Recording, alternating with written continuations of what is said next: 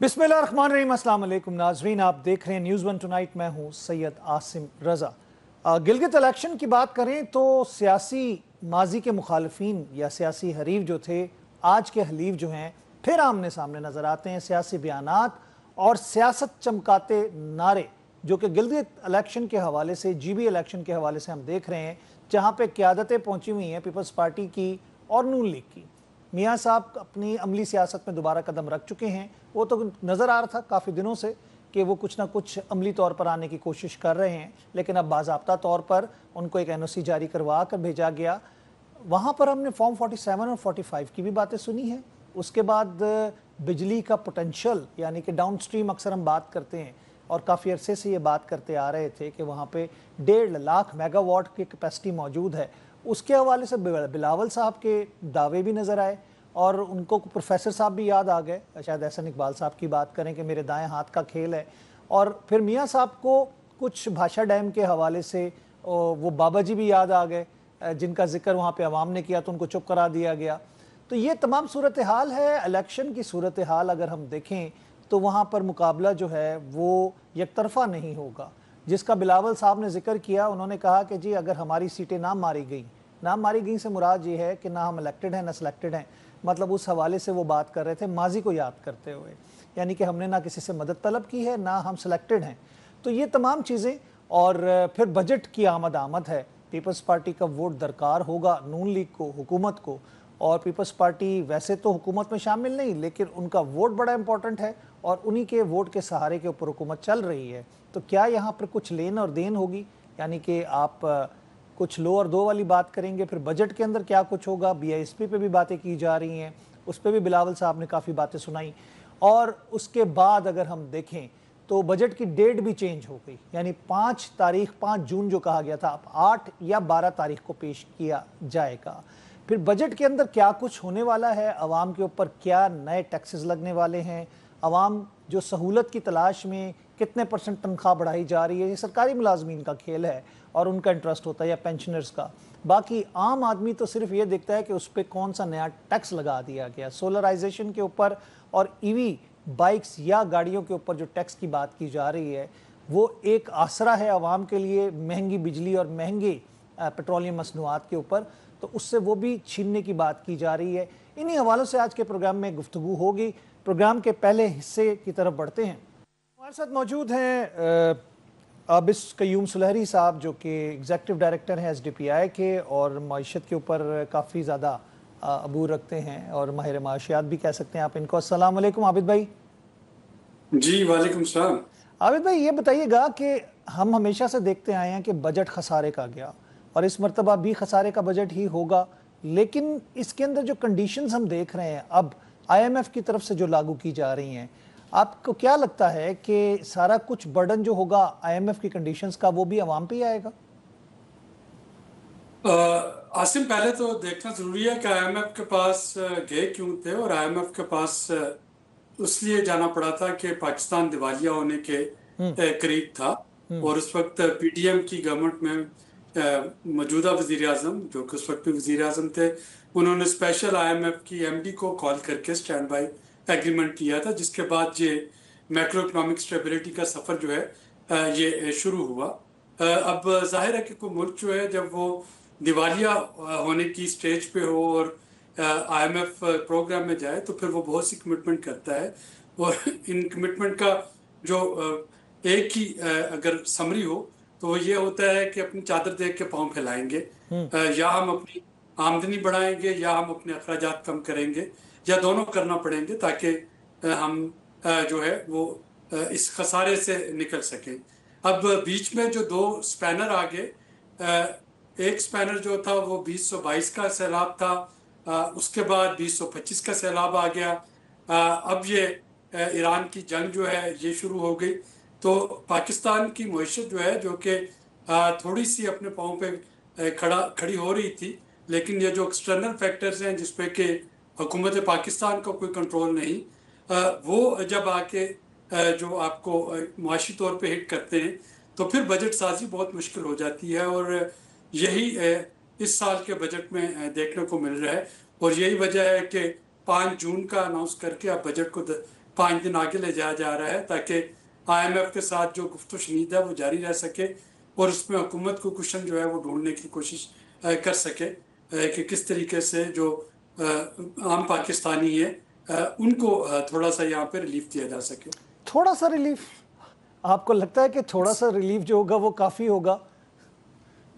लेकिन उससे ज़्यादा कि आपके पास वो गुंजाइश नहीं है। होगी। लेकिन अभी साहब बात यह है कि IMF की ये बहुत है, आपकी बहुत पुरानी डिमांड IMF की है। IMF के प्रेसिडेंट के इंटरव्यूज भी आए और उसके बाद उनकी फुटेजेस भी मौजूद हैं कि उन्होंने कहा हुकूमत अपने अखराजात में कमी करे। उसमें कमी नहीं होती, टैक्सेस लगाने के ऊपर छुरी तेज होती है, चाहे वो पेट्रोलियम लेवी की मद में हो, चाहे वो सैलरीड क्लास के ऊपर हो, चाहे वो EV या सोलराइजेशन के ऊपर टैक्स लगाने की बात की जाए। कोई ना कोई बहाना और कोई ना कोई सिलसिला ढूंढा जा रहा होता है कि सारा बर्डन अवाम पे आए। हमने देखा तरक्याती जो बजट है उसके ऊपर जो PSDP के हवाले से बात की जाती है, तरक्याती फंड जो थे वो रिश्वत, सियासी रिश्वत के तौर पे इस्तेमाल होते रहे और वो प्रोजेक्ट जो हैं आज भी हम देखें हर बजट के अंदर वो रखे जाते हैं। तो आपको लगता नहीं है कि उनके अंदर कटौती की जाए या अपने अखराजात को कम किया जाए? मैंने तो पहले कह दिया ना कि आपको अपने अखराजात भी कम करने हैं और आपको अपनी आमदनी भी बढ़ानी है और जाहिर है कि जो भी आपके नॉन डेवलपमेंटल एक्सपेंडिचर है उनको कम करने की ज़रूरत है, वफाक में भी और सूबों में भी, ताकि ये जो गैर तरक्याती अखराजात हैं इनको रोका जाए। इसके अलावा तरक्याती अखराजात में जो लीकेजेस है उनको प्लग करने की ज़रूरत है ताकि वहाँ से जो रकम ज़ाया होती है उसको रोका जाए। आपके अखराजात 4 किस्म के होते हैं, मैं उनको 4 Ds कहता हूँ। पहला जो होता है वो डेट सर्विस या कर्ज़ों की अदायगी होता है, दूसरा जो है वो डिफेंस है, तीसरा डे टू डे जो रनिंग ऑफ गवर्नमेंट और चौथा डेवलपमेंट है। अब अगर आप देखें तो पहले तीनों जो हैं ना आप अपनी जो है कर्ज़ों की अदायगी पे कंप्रोमाइज़ कर सकते हैं, ना हम अपने दिफा पे कंप्रोमाइज़ कर सकते हैं जो इस वक्त हमारे मशरकी और मगरबी बॉर्डर की सूरत हाल है, जो हुकूमती मशीनरी है उसको भी चलना है। तो फिर आज आके जो छुरी है वो तो डेवलपमेंटल एक्सपेंडिचर पे ही गिरती है और अभी भी हम उन्हीं की बात कर रहे हैं। बाकी जो एक्सपेंडिचर हैं उनको तो कोई भी हुकूमत जो है उसकी डिस्क्रिशनरी एक्सपेंडिचर तो वो नहीं है। तो इसको हमें देखना होगा कि जो आखिर में आपके पास बचता है कितना ऑप्टिमली आप इसको यूटिलाइज कर सकते हैं ताकि वो एक इफेक्टिव तरीके से यूज़ हो।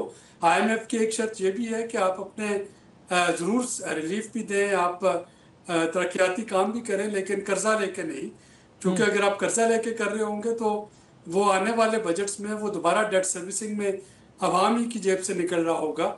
अगर आज आप पेट्रोल या डीजल या बिजली पे सब्सिडी देते हैं तो वो कल को एनर्जी सर्कुलर डेट की शक्ल में फिर भी मैं और आप ही पे कर रहे होंगे। तो वो एक फंडामेंटल जो शिफ्ट है वो आपसे मांगता है और मेरा ख्याल है कि इस वक्त वो वक्त आ गया है कि हम उस शिफ्ट का सोचें कि किस तरीके से ये जो है सर्कुलर डेट और ये चिकन एग सिचुएशन है इससे निकला जा सके। रियल एस्टेट सेक्टर को पहले हमने देखा उस पर टैक्स लागू किया गया था, फिर दबाव पड़ा और उसके बाद अब कहा जा रहा है कि उसको रिलीफ दिया जा रहा है। उससे पहले हम देख रहे थे कि ज़रूरी जो ज़मींदार और उनके ऊपर टैक्स की ज़राअत के टैक्स की बात की जाती रही, वो खामोशी होती गई। उसके अलावा अगर हम देखें तो बहुत सारे जो अंडर इनवाइसिस के सामने आते हैं आपके एक्सपोर्टर्स इंपोर्टर्स के हवाले से, मैन्युफैक्चरर्स के हवाले से, तो ये तमाम चीज़ें ऐसी हैं कि जिनको अगर हम कलेक्टिवली देखें तो हमारे जो टैक्स कलेक्टर्स का निज़ाम है या टैक्स कलेक्शन का जो निज़ाम है उसके अंदर ही फ्लॉड हमें नज़र आता है, उसके अंदर ही लीकेजेस नज़र आती हैं। उसको ठीक करने के बजाय अवाम पे बोझ डाल देना, क्या आप समझते हैं ये इंसाफ है?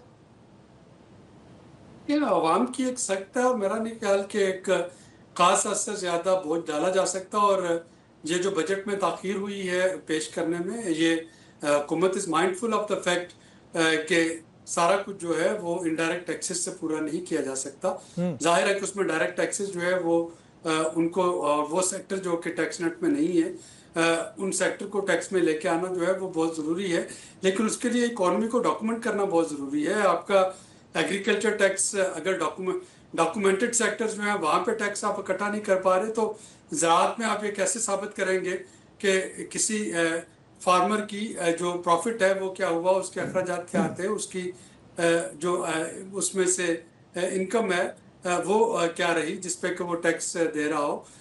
इसी तरीके से ये जो उसकी लाई जा रही है रिटेलर पे फिक्स टैक्स लेके आने की, जाहिर है कि اس کو ایکسپینڈ کرنے کی ضرورت ہے. تو میرا خیال ہے کہ یقیناً حکومت اور آئی ایم ایف کا اگر آپ 21 مئی کی سٹیٹمنٹ دیکھیں تو اس میں آئی ایم ایف نے یہی کہا ہے بڑا کھلے انداز میں کہ حکومت کو اپنا ٹیکس نیٹ بڑھانا ہوگا اور یہ جو ریونیو فردر ہے وہ آپ تنخواہ دار طبقے سے، سیلری کلاس سے یا فارمل سیکٹر سے ہی صرف اکٹھا نہیں کر سکتے. تو لیٹس ہوپ کہ یہ جو بجٹ ہو اس میں کچھ ایسے ابھی تک جو کام نہیں کیے جا سکے تھے مختلف حکومتوں سے، وہ کرنے کی کوشش کی جائے، بجائے اس کے کہ سارا ریونیو جو ہے وہ دوبارہ انڈائریکٹ ٹیکسز کی مد میں اکٹھا کیا جا رہا.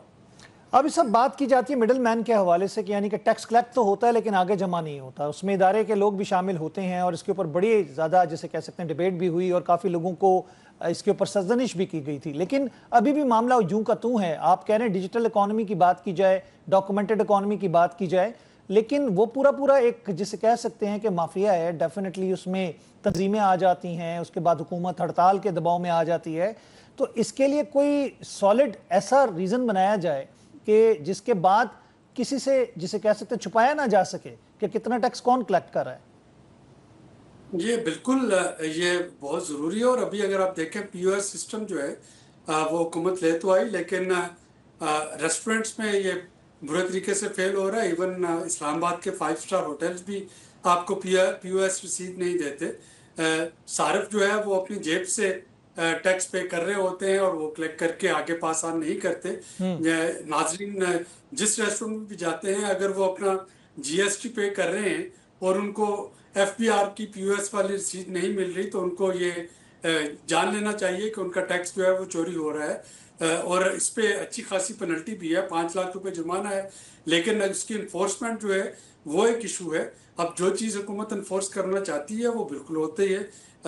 پاکستان میں کئی دہائیوں سے دکانیں جلدی بند کرنے پہ ایک مزاحمت تھی. اب آپ دیکھ رہے ہیں کہ اسلام آباد میں 8 بجے اگر دکانیں بند ہو رہی ہیں تو اسی لیے ہو رہی ہیں کہ حکومت اگر کروانے پہ آئے تو وہ کروا سکتی ہے. اسی طرح سے موٹر وے جو ہے اگر وہاں پہ سپیڈ لیمٹ 100 کلومیٹر پر آور حکومت انفورس کروانے پہ آئی تو وہ ہو گئی. میرا خیال ہے کہ حکومت کو اس وقت ایف پی آر کی انفورسمنٹ جو ہے اس کو توجہ دینا ہوگی. اور آلریڈی حکومت نے کمٹ بھی کیا ہے آئی ایم ایف کے ساتھ کہ 0.3% آف جی ڈی پی کا جو ٹیکس ہے وہ یہ اس بیٹر انفورسمنٹ کے ذریعے حکومت جو ہے وہ اکٹھا کر رہی ہوگی. ڈاکٹر صاحب بات یہ آتی ہے کہ جس میں حکومت کا کچھ لینا دینا نہیں ہے، عوام اپنی سہولت کے لیے مہنگی بجلی اور مہنگے پیٹرولیم مصنوعات سے بچنے کے لیے ای وی بائکس یا ای وی گاڑیاں یا پھر سولرائزیشن کی طرف بڑھ رہے ہیں، اپنی انویسٹمنٹ ہے، حکومت کچھ نہیں اس میں نہ انپٹ ہے نہ اس کا نہ آؤٹ پٹ ہے، تو اس کے باوجود اس پہ بھی ٹیکس بڑھا دیا جائے. پہلے اس کو ہم اپنے امپورٹ بل کو کم کرنے کے لیے کہا گیا کہ جی انکریج کیا گیا کہ آپ اس پہ جائیں، گرین انرجی پہ جائیں، لیکن جیسے ہی لوگ اس طرف جانا شروع ہوئے آپ نے ان کے اوپر ٹیکس لگانا شروع کر دیا، تو لوگ اس پہ بھی بڑے پریشان ہیں. یہ کیپیسٹی پیمنٹ چارجز کا ظاہر ہے کہ ایشو جو ہے وہ اس وقت ہمارے گلے پڑا ہوا ہے. اس وقت اس کا ایک ہی طریقہ ہے کہ اگر حکومت چاہتی ہے کہ اس سے جان چھڑائی جائے تو پھر گرڈ کی بجلی جو ہے اس کو سستا کرنا پڑے گا تاکہ لوگ آف گرڈ سولوشن کا نہ سوچیں. اب اگر گرڈ کی بجلی جو ہے وہ سستی نہیں ہو پاتی اور جو سولر ہے اس پہ بھی اگر ٹیکسیشن ہوگی تو پھر ظاہر ہے کہ لوگ بیٹریز لے آئیں گے. وہ بیٹریز کو استعمال کرتے ہوئے وہ بالکل آف گرڈ ہونا شروع ہو جائیں گے جو کہ کیپیسٹی پیمنٹ چارجز میں مزید اضافہ کر دے گا. تو یہاں پہ ایک صرف کیپیسٹی پیمنٹ پہ نہیں عابد صاحب، جو ادارے کے امپلائیز ہیں ان کی تنخواہیں تک نہیں نکال سکیں گے آپ. بالکل. تو اسی لیے میں کہہ رہا ہوں نا کہ آپ کو اس وقت کیچ 22 سچویشن میں ہے. تو یہ ایک وشیس سائیکل ہے جس میں کہ اس وقت ہم پھنسے ہوئے ہیں. آئی پی پی کے ساتھ جو معاہدے ہیں، ساورن گارنٹیز ہیں، ان کو آپ ایک دم سے ختم بھی نہیں کر سکتے ہیں اور نہ آپ کے گرڈ جو ہے وہ اس میں اتنی کنیکٹیوٹی یا اتنی امپروومنٹ ہے کہ وہ سولر پینل کی جو فلکچویشن ہے ڈے اور نائٹ کی اس کو برداشت کر سکے. اب اس میں اس کو ڈسکریج کرنا جو ہے وہ لوگوں کو مجبور کر دے گا کہ وہ آپ کے جو ڈسٹریبیوشن کمپنیز کے کنیکشن ہیں ان کا وہی حال کریں جو کہ اس وقت صارفین نے فکس لائن ٹیلی فون کنیکشن کا کر رکھا ہے.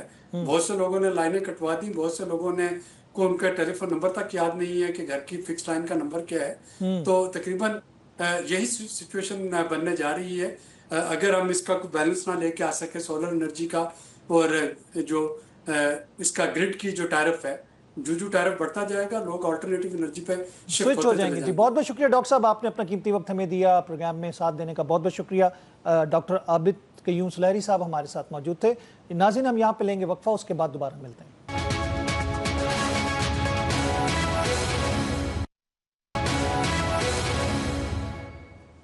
ویلکم بیک ناظرین, ایک دفعہ پھر خوش آمدید کہتے ہیں. اس وقت ہمیں ٹیلی فون لائن پہ جوائن کر رہے ہیں اخوندزادہ چٹان صاحب, سابق وفاقی وزیر اور سینئر رہنما پاکستان پیپلز پارٹی. السلام علیکم چٹان صاحب.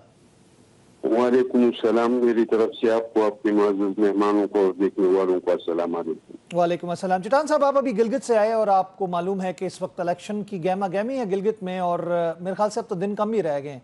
ہم ماضی کے حریف اور اس وقت کے حلیف جماعتوں کو آمنے سامنے دیکھ رہے ہیں. اس وقت پی ایم ایل این کی بھی قیادت موجود ہے, پیپلز پارٹی کی بھی قیادت موجود ہے.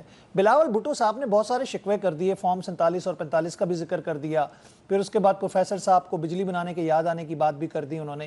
آپ کو کیا لگتا ہے کہ ابھی بجٹ میں بھی جو ڈیٹ تھی اس کو چینج کیا گیا ہے اور بی آئی ایس پی کے حوالے سے بھی باتیں کی ہیں بلاول صاحب نے وہاں پہ, آپ کو لگتا ہے کہ آپ لوگوں کی جو پوزیشن ہے وہ اس وقت سٹرونگ ہے گلگت میں؟ بسم اللہ الرحمن الرحیم. دیکھیے جی, گلگت کے لوگ جو ہیں وہ انتہائی پڑھے لکھے لوگ ہیں, چاہے خواتین ہیں چاہے مرد ہیں, اور وہ ہمیشہ سے کارکردگی کی بنیاد پہ ووٹ دیتے ہیں. اور آپ نے تقاریر سے بھی نواز شریف صاحب نے تقریر کیا, چیئرمین صاحب نے کیا, آپ نے دیکھا ہوگا کہ نواز شریف صاحب کے ساتھ کچھ بھی نہیں تھا کہ وہ گلگت بلتستان کے لوگوں کو بتائے. پاکستان پیپلز پارٹی نے گلگت بلتستان سے ایف سی آر کا کالا قانون ختم کیا ہے. گلگت بلتستان کے لوگوں کے پاس ووٹ کا حق نہیں تھا. یہ ووٹ جو تھا وہ نمبرداروں کا, نمبردار صرف ووٹ دیتے تھے. تو ایک کونسل بنا کے ان کو ووٹ کا حق دیا, پھر صوبے کے حقوق دی. شہید ذوالفقار علی بھٹو صاحب نے سبسڈی دی تھی تیل میں, گندم میں. آج بھی جتنے ریٹ پہ کراچی میں فیول ملتے ہیں اتنے ہی ریٹ پہ گلگت بلتستان میں ملتے ہیں. تو پاکستان پیپلز پارٹی نے وہاں پہ بہت کام کیے ہیں اور وہاں کے لوگ ووٹ دیتے ہیں کارکردگی کی بنیاد پہ. جب بھی الیکشن ہوا ہے عوام نے ووٹ دیا ہے پیپلز پارٹی کو, لیکن پیپلز پارٹی سے وہ ووٹ چھینا گیا ہے. وہ سیٹیں پچھلے الیکشن میں بھی ہمارے 9 سیٹیں جو تھے وہ ہم سے چھینے گئے تھے. اس کا ذکر بلاول صاحب بھی کر رہے تھے کہ ہماری 9 سیٹیں چھینی گئیں. چٹان صاحب, بلاول صاحب نے بھی اس کا ذکر کیا کہ ہماری 9 سیٹیں ہم سے چھینی گئیں. آپ ابھی بات میں کر رہا تھا, انہوں نے فارم 47 انہوں نے کہا میں لاؤں گا, 45 آپ لے کر آئیں. تو آپ کو لگتا ہے کہ ان کا اشارہ کس جانب تھا, نون لیگ کی جانب تھا یا بیوروکریسی کی جانب تھا, کس کی جانب تھا؟ دیکھیے جی, انہوں نے کہا تھا کہ آپ فارم 45 کے ذریعے اپنے کینڈیڈیٹ کو کامیاب کریں. یہ میں شورٹی دیتا ہوں کہ اس کو فارم 47 میں نہیں ہرایا جائے گا جس طرح کے ماضی میں ہوا تھا. اور میں نے یہ 2 ہفتے وہاں پہ کمپین کیا تو مجھے ابھی تک کوئی میجر اس طرح کا الزام نظر نہیں آیا کہ اس میں کوئی داندھی ہو رہی ہے یا اسٹیبلشمنٹ کسی کینڈیڈیٹ پہ دباؤ ڈال رہی ہے کہ آپ اس پارٹی کو چھوڑ کے وہاں پہ جائے, یا حکومت کی طرف سے. ہاں یہ ضرور ہے کہ وفاقی وزراء وہاں پہ آ جاتے ہیں, اعلانات کر دیتے ہیں, وزیر اعظم بھی گیا اعلانات کیا, لیکن گلگت بلتستان کے لوگ سمجھتے ہیں کہ یہ لوگ آ جاتے ہیں الیکشن کے ٹائم پہ ہمارے ساتھ وعدے کرتے ہیں, پھر الیکشن کے بعد بھول جاتے ہیں. لیکن پیپلز پارٹی ہر ٹائم پہ چاہے حکومت میں ہو یا نہیں ہو, انہوں نے گلگت بلتستان کے حقوق کے لیے آواز بھی بلند کیا ہے اور ان کے حقوق دی بھی ہے. تو انشاءاللہ تعالی مجھے امید ہے کہ اس بار پاکستان پیپلز پارٹی کلین سویپ کریں گے, اور مجھے یقین ہے کہ اس بار داندھی نہیں ہوگی. ہم نے پہلا جو گلگت بلتستان کا الیکشن تھا میں نے خود کور کیا, میں وہاں پہ موجود تھا. مہندی شاہ صاحب آپ کو پتہ ہے وہاں پہ جیتے تھے اور وہ بنے تھے وزیر اعلیٰ. آپ کو لگتا ہے کہ اس مرتبہ مومنٹم وہی ہے جو کہ ہم نے پہلے گلگت الیکشن میں دیکھا تھا؟ دیکھیے جی, ہر بار جب الیکشن آ جاتا ہے, میں نے آپ کو بتا دیا کہ وہاں کے لوگ انتہائی پڑھے لکھے لوگ ہیں, تو وہ کارکردگی کی بنیاد پہ ووٹ دیتے ہیں, اور کارکردگی وہاں پہ پیپلز پارٹی کے علاوہ کسی جماعت کے پاس نہیں ہے. لیکن پہلے ہم سے سیٹیں چھینی جاتی تھی, اس بار ہمیں یقین ہے کہ الیکشن انشاءاللہ تعالی صاف اور شفاف ہوگا, اور اس میں کوئی داندلی نہیں ہوگی. ماں سوائے اس کی کہ وہ ذرا جاتے ہیں اور وہاں پہ اعلانات کرتے ہیں, لیکن میرے خیال سے اس کا لوگوں پہ اتنا اثر نہیں ہو رہا ہے, کیونکہ یہ اعلانات ان لوگوں نے پہلے بھی کی تھی لیکن کبھی اپنے وعدے کو پورا نہیں کیا. ان لوگوں کے ساتھ اگر کبھی اپنا وعدہ وفا کیا ہے تو وہ صرف پاکستان پیپلز پارٹی نے کیا ہے. آپ کو کیا لگتا ہے چٹان صاحب کہ وہاں کی عوام کے لیے پاکستان پیپلز پارٹی نے پہلے کیونکہ ان کی حکومت رہی تو جو چیزیں رہ گئی تھیں یا جو نہیں کر سکے تھے اب وہ مکمل ہو سکیں گی اگر آپ کی حکومت آتی ہے تو؟ دیکھیے جی, ان کا جو درینہ مطالبہ ہے وہ آئینی حیثیت چاہتے ہیں, وہ این ایف سی میں اپنا حصہ چاہتے ہیں. اور آپ کو پتہ ہے کہ اس ملک میں چھوٹی صوبوں کے اور احساسی محرومی کی جو شکار قومی ہے, ان کے لیے ہمیشہ پیپلز پارٹی نے آواز بھی اٹھایا ہے اور کام بھی کیا ہے. مثال کے طور پہ صوبائی خود مختاری کا مطالبہ تھا جو قائد اعظم رحمۃ اللہ علیہ نے بھی چھوٹے صوبوں کے ساتھ کیا تھا. پھر اس کے بعد قائد عوام شہید ذوالفقار علی بھٹو صاحب نے بھی کیا تھا. وہ صوبائی خود مختاری صوبوں کو 18ویں ترمیم کے ذریعے پاکستان پیپلز پارٹی نے وہ وعدہ پورا کیا. اس طرح کے پاٹھا جو تھا سابق پاٹھا, ان کا مطالبہ تھا کہ افسیار کا خاتمہ کیا جائے اور ہم کو مرجر کیا جائے, وہ بھی پاکستان پیپلز پارٹی نے وہ وعدہ پورا کر دیا. اس طریقے سے ہمیشہ سے جو چھوٹے صوبے ہیں, اقلیتیں ہیں یا خواتین ہیں, اس کے لیے جو جدوجہد کیا ہے تو اس ملک میں پاکستان پیپلز پارٹی کے علاوہ کسی نے کیا ہی نہیں ہے. تو ہم ضرور انشاءاللہ تعالی اس کے لیے کوشش بھی کریں گے, لیکن اس کے لیے ضروری یہ ہے کہ ہمارے پاس 2/3 کی اکثریت ہو, ہمارے مرکز میں حکومت ہو. چلو 2/3 اکثریت نہیں بھی ہو, ہمارے پاس 2008 میں 2/3 اکثریت نہیں بھی تھا, پھر بھی ہم نے 18ویں ترمیم کر کے صوبوں کا ان کا حق دیا. اور پختونخوا کا جو درینہ مطالبہ تھا کہ ہمیں اپنا نام دیا جائے پختونخوا, تو وہ پاکستان پیپلز پارٹی نے دیا. تو پاکستان پیپلز پارٹی نے احساسی محرومی کی جو شکار قومیں ہیں یا چھوٹی صوبے ہیں جو احساسی محرومی کے شکار ہیں, یہ ریکارڈ پہ ہے کہ پاکستان پیپلز پارٹی نے ہمیشہ ان لوگوں کے لیے کام کیا ہے اور ان کے وہ وعدے پوری کیے. بلاول صاحب, کچھ ہم بیوروکریسی سے ناراض نظر آتے ہیں. اسلام آباد میں بیٹھے بابو کا وہ اکثر ذکر کر رہے تھے تقریروں میں, کیا مراد ہے ان کی؟ دیکھیے جی, آپ کوئی پتہ ہے کہ اسلام آباد سے اکثر اس طرح کے فیصلے آ جاتے ہیں جو وہ پاک کے مفاد میں نہیں ہوتے ہیں. اس کو گراؤنڈ پہ جو حقیقت ہے اس کو نہیں دیکھا جاتا ہے. اکثر بلوچستان کے بارے میں یا سابق پاٹھا کے بارے میں یا گلگت کے بارے میں یا کشمیر کے بارے میں اکثر اس طرح کے فیصلے آ جاتے ہیں جو اس کے خلاف پھر وہ لوگ احتجاج کرتے ہیں اور اس پہ ناراضگی کے اظہار کرتے ہیں. تو یہ تو ہمیشہ سے ہوا ہے کہ ڈرائنگ روم سے فیصلے مسلط کی جاتے ہیں. تو چیئرمین صاحب نے ان فیصلوں کا ذکر کیا ہے. جی بالکل, انہوں نے کا ذکر کیا اور بڑا ذکر پرزور انداز میں کیا. میں اس لیے کہہ رہا ہوں کہ اکثر تو اس بات کو شجر ممنوعہ ڈکلیئر کر دیا جاتا ہے اور اس کے بعد پھر یہ ہے کہ اس کو جوش خطابت کی زمرے میں لے لیا جاتا ہے کہ شاید چلیں الیکشن تھا تو جائز ہے جو باتیں کر دیں. تو آپ کو کیا لگتا ہے کہ بجٹ میں بھی رد و بدل ہو گئی ہے؟ وفاقی بجٹ پیش ہونا تھا 5 جون کو, تو یہ سیاسی دباؤ تھا آپ لوگوں کی جانب سے جو ڈیٹ چینج ہوئی ہے؟ کچھ لے اور دے کی بات ہو رہی ہے؟ بی آئی ایس پی کا بھی ذکر کیا انہوں نے کہ صوبوں پہ ڈالنے کی کوشش کی جا رہی ہے. دیکھیے جی, آپ کو پتہ ہے کہ یہ ایک کولیشن گورنمنٹ ہے, حالانکہ ہم تو گورنمنٹ میں شامل نہیں ہے. گورنمنٹ میں تو کہتے ہیں کیبنٹس کو, ایگزیکٹو کو فیصلے ہو جاتے ہیں کابینہ میں, تو ہم تو کابینہ کا حصہ نہیں ہے. لیکن یہ ضرور ہے کہ یہ حکومت بنا ہے ہمارے ووٹوں سے. یہ اگر آنے والا بجٹ پاس کرے گا تو وہ ہمارے ووٹ کے بغیر پاس نہیں ہو سکتا ہے. تو ہم کو اعتماد میں تو لیں گے تو اس کے بعد ہم اس کو ووٹ کریں گے. اگر ہم اعتماد میں نہیں لیں گے تو آنکھ بند کر کے ہم بجٹ کو تو ووٹ نہیں کر سکتے, اس کو تو پاس نہیں کر سکتے. لیکن مجھے نہیں پتا کہ یہ بجٹ جو ہے وہ کس وجہ سے ان لوگوں نے لیٹ کیا ہے. تو اس کا مطلب یہ ہے کہ یہ بجٹ ہے اور ایک طرف گلگت کا الیکشن ہے, دونوں جو کہہ سکتے دونوں کو ایک دوسرے کے ساتھ لازم و ملزوم دیکھ سکتے ہیں ہم؟ نہیں جی, بجٹ ہے, بجٹ میں ہمارے تحفظات ہیں. بجٹ میں ہمارے تحفظات یہ ہے کہ مسلم لیگ نون اکثر جو بوجھ ڈالتے ہیں اس میں تو انکار نہ ہم کر سکتے نہ آپ کر سکتے ہیں کہ بوجھ تو اٹھانا پڑے گا، کیونکہ دنیا کے جو حالات ہے صرف پاکستان کے تو نہیں، ایران پہلے یوکرین رشیا وار سے، پھر بعد میں جو امریکہ ایران وار شروع اور اسرائیل، اس کی وجہ سے پوری دنیا میں مہنگائی کا ایک طوفان تو آ چکا ہے.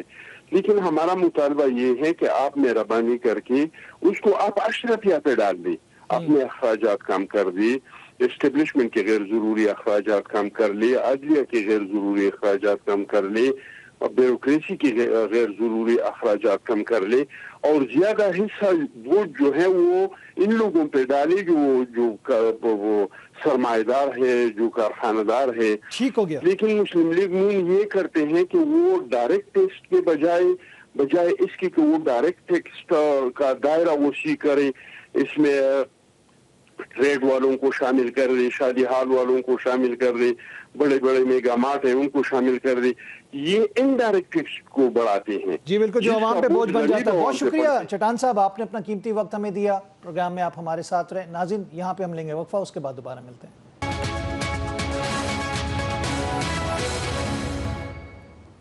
ویلکم بیک ناظرین، ایک دفعہ پھر خوش آمدید کہتے ہیں آپ کو پروگرام نیوز ون ٹونائٹ میں. پروگرام کے اس حصے میں ہمیں ویڈیو لنک پر جوائن کریں سید تنصیر بخاری صاحب، ماہر قانون ہیں اور اس کے علاوہ سابق ٹیکس بار کے پریزیڈنٹ بھی ہیں. خوش آمدید کہتے ہیں تنصیر صاحب آپ کو.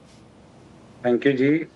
تنصیر صاحب یہ بتائیے گا کہ جو کسر رہ گئی ہے، کہا جا رہا ہے کہ آئی ایم ایف کے بہاف کے اوپر ہی حکومت اس بجٹ کے اندر عوام پہ بجلیاں گرا دے گی، سولر پہ بھی ٹیکس لگ جائے گا، ای وی پروڈکٹس یعنی کہ جو ای وی بائکس ہیں جو کہ عوام کے لیے تھوڑی سی سہولت ہے، جو مہنگے پیٹرول سے جان چھڑا رہے ہیں، مہنگی بجلی سے جان چھڑا رہے ہیں، ان کے اوپر بھی ٹیکس لگ جائے گا. وہ کہا جاتا ہے نا کہ جو سا رہ گیا انہوں بھی چھک لو.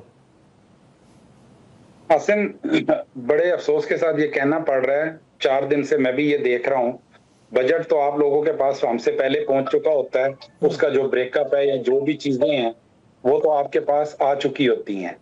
ابھی یہ ای وی بائک کا میں اگر لوں، ابھی کچھ دن پہلے میں اتنا خوش تھا اس بات پہ کہ کالج کے بچے بچیاں، ایون گھروں کے ملازمین، انہوں نے الیکٹرک بائک خرید لی ہے for the sake of saving heavy price پے فار دا پیٹرول.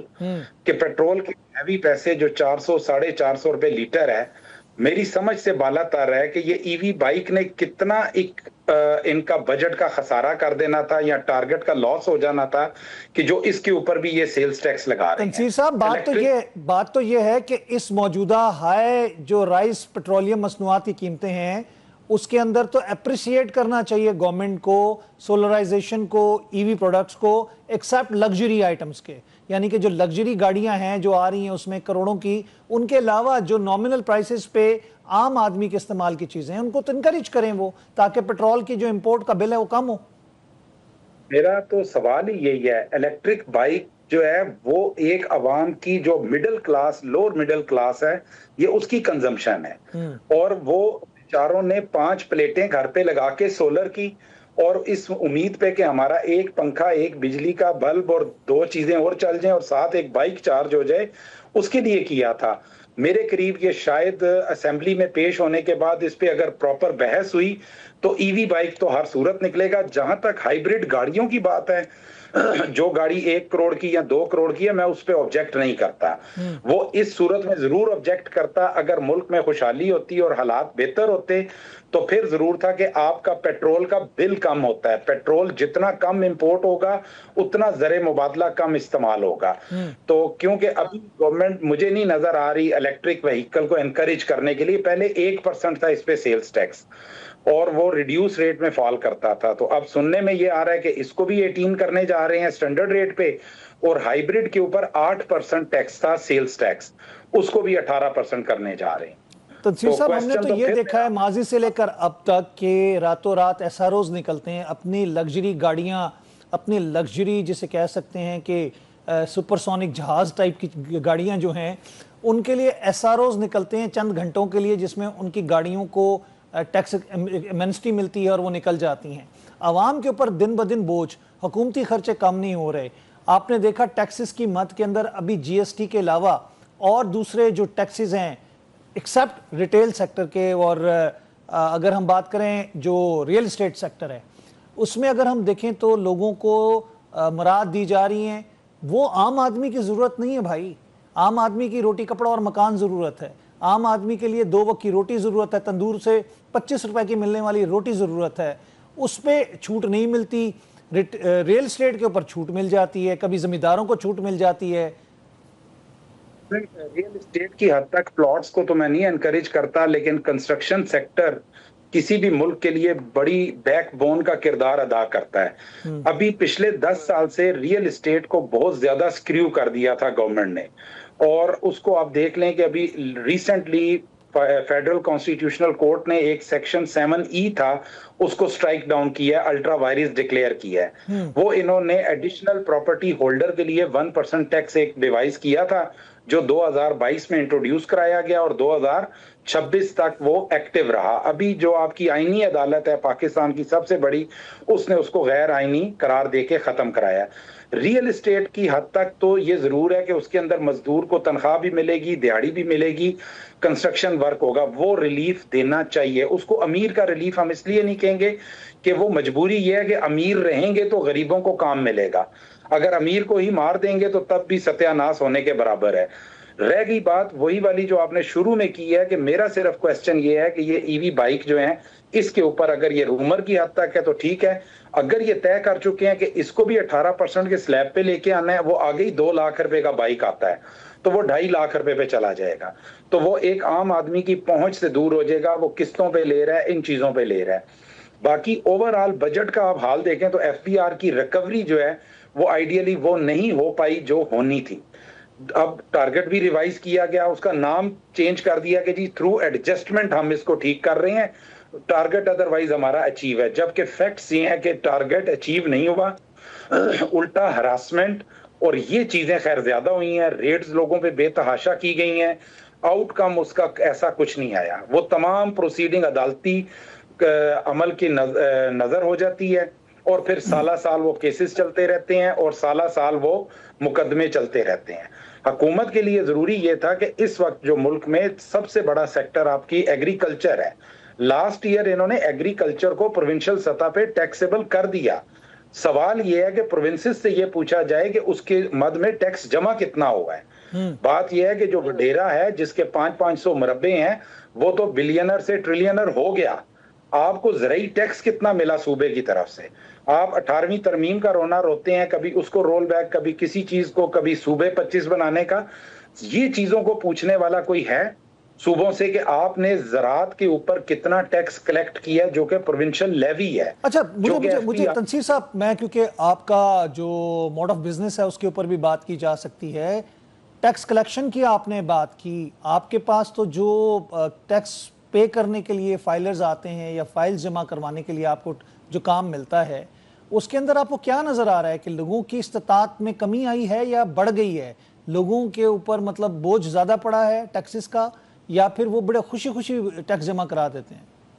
आसिम साहब, आपको तो ये सवाल का जवाब भी पता है। जो तनख्वाहदार तबका है उसके साथ तो डकैती हुई है पिछले 2 से 3 साल में, बहुत जुल्म हुआ है। गन पॉइंट पे, यानी गन पॉइंट पे उसकी सैलरी का 30-40% सरचार्ज के साथ 45% तक, जिस बंदे को जो जरा सा हाईली पेड है बेचारा।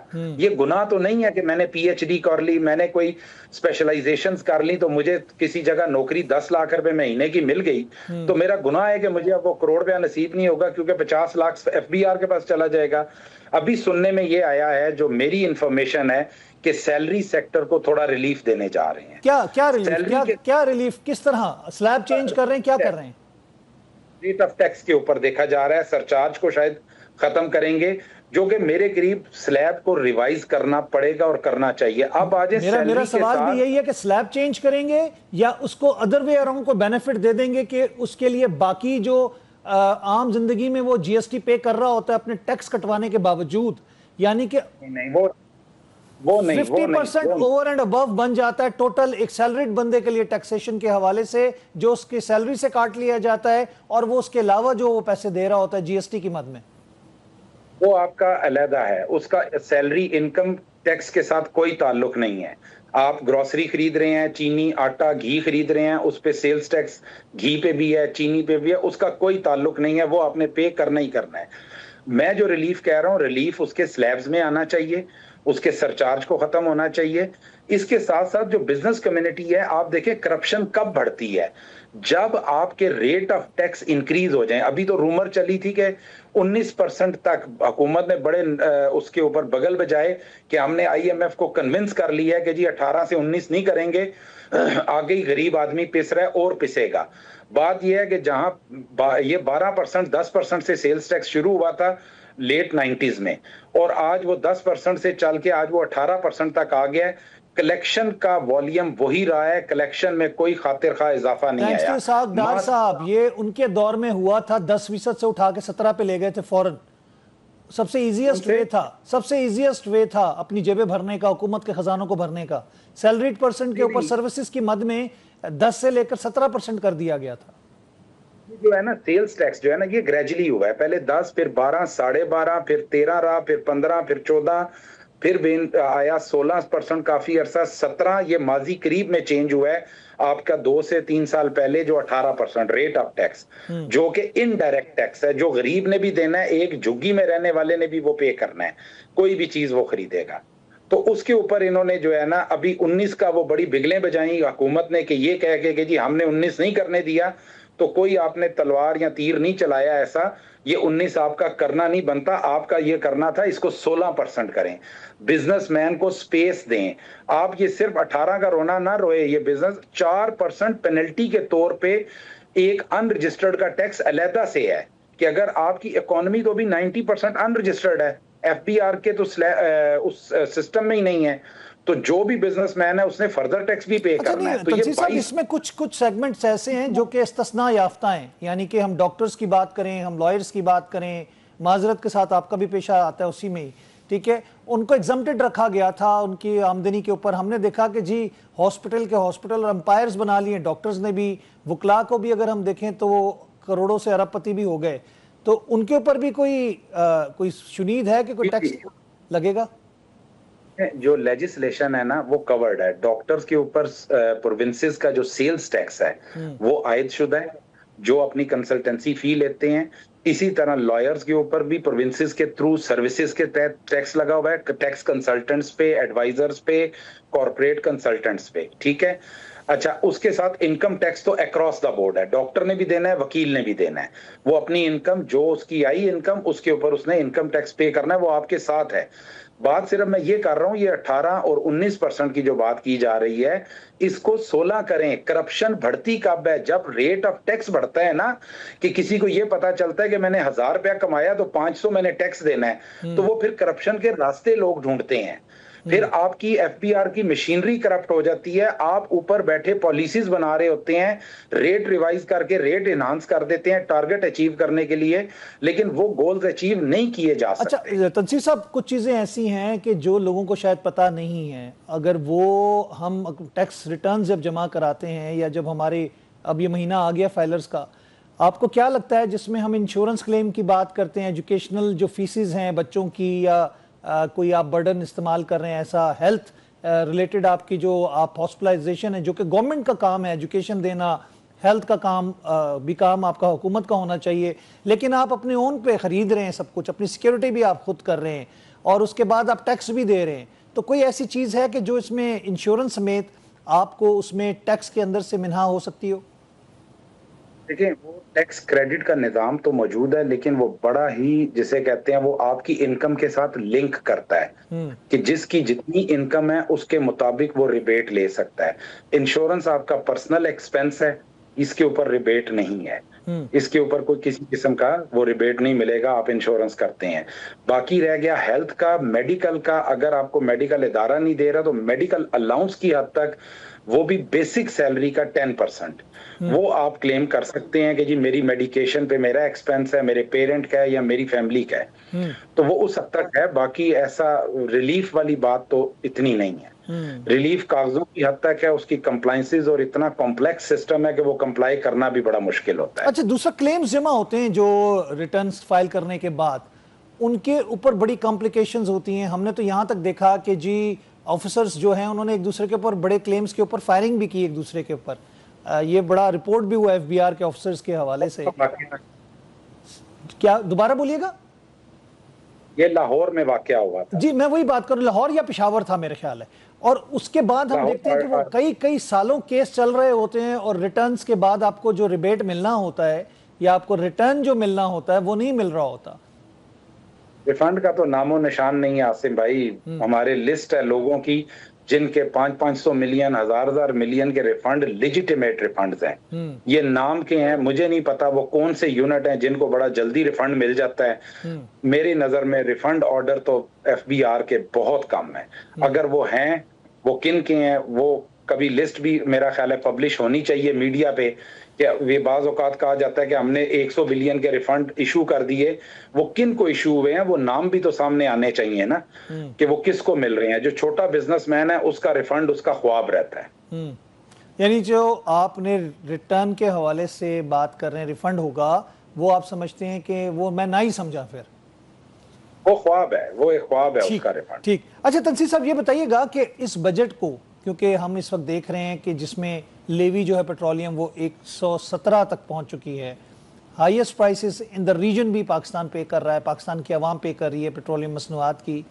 कोई उम्मीद है कि कहीं ना कहीं कुछ ना कुछ और कमी हो सकती है चीज़ों में पेट्रोलियम मसनूआत में? पेट्रोलियम लेवी कम की है आसिम साहब, कुछ दिन पहले कम की है, जिसकी वजह से आपका जो पेट्रोल है वो 350 पे मेरा ख्याल है अब उसकी सेल हो रही है, अगर मैं गलत नहीं हूँ। नहीं, उसमें कमी की है 300 और मेरे ख्याल से 85 के करीब कोई मेरे ख्याल से प्राइस बनती है अभी।